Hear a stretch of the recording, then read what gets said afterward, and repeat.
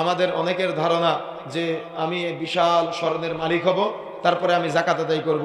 কিন্তু আপনি কি জানেন রাসূলুল্লাহ সাল্লাল্লাহু আলাইহি সাল্লামের সময় 7.5 ভরি স্বর্ণের দাম যেটা ছিল 52.5 ভরি রূপার দাম একই ছিল। 7.5 ভরি স্বর্ণের দাম যেটা ছিল 52.5 ভরি রূপার দাম একই ছিল। কিন্তু দুঃখজনক হলো সত্য যে আমাদের সমাজে এই 7.5 ভরি স্বর্ণ আর 52.5 ভরি রূপার মাঝে আকাশ পাতাল পার্থক্য হয়ে গিয়েছে আজকে, তাই না?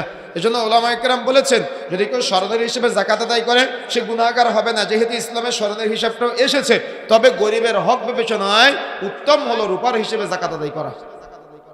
কথা বুঝেন না মনে হয়, ভুল বুঝিয়েন না। আবার আমি বলি নাই আপনি রূপার হিসেবে যাকাত আদায় না করলে গুনাহগার হবেন, আমি বলেছি স্বর্ণের হিসেবে যাকাত আদায় আপনি করতে পারেন, যেহেতু ইসলামে এই বিধানটা আছে।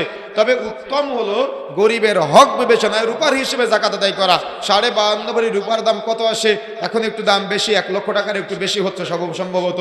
তো তার মানে 52.5 ভরি রূপার সমমূল্যে যদি আপনার এই টাকাটা গচ্ছিত থাকে 1 বছর, বা স্বর্ণ বা রূপা আপনার কাছে গচ্ছিত থাকে 1 বছর থাকার পরে আপনি সেখান থেকে শতকরা 2.5% যাকাত আদায় করবেন।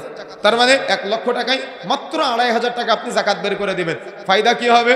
কিয়ামতের মাঠে যারা যাকাত আদায় করে না তাদের মুখে এই যাকাতের ময়লা, যেটা সম্পদ, যেটা সম্পদের ময়লা যাকাত, যেটা এটা সাপে পরিণত হবে। 2 মুখওয়ালা সাপ 2 চোয়ালে দংশন করবে। যদি আপনি যাকাত আদায় করেন তাহলে এই শাস্তি থেকে আপনি বিরত থাকতে পারবেন।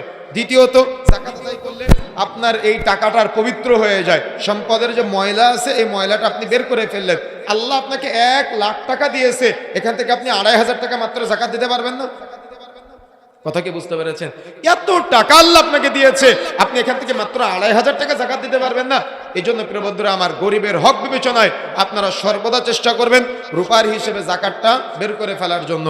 এটা হলো সবচাইতে উত্তম হবে। তবে যদি কেউ স্বর্ণের হিসেবে যাকাত আদায় করে সে গুনাহগার হবে না। আল্লাহ আপনাকে যে সম্পদ দিয়েছে ওই সম্পদ কুক্ষিগত করে রাখবেন না। যদি আপনার দেখা যাচ্ছে আল্লাহ যতটুকু সম্পদ দিয়েছে, যতটুকু আপনার সামর্থ্য আছে আপনি দান করবেন, সাদাকা করবেন। ফায়দা কি হবে, উপকার কি হবে? যতটুকু দান করবেন আল্লাহ ডবল করে আপনাকে ফেরত দিবে। সুবহানাল্লাহ। কথা কি বুঝতে পেরেছেন? যেমন উদাহরণ দিই, আজকে মসজিদটা নির্মাণ হচ্ছে, এখানে মসজিদটা নির্মাণ হচ্ছে, জমি ক্রয় চলতেছে। মনে রাখার চেষ্টা করতে হবে, সাপোজ এই ছোট্ট একটা প্রজেক্ট আপনার কাছে মনে হতে পারে,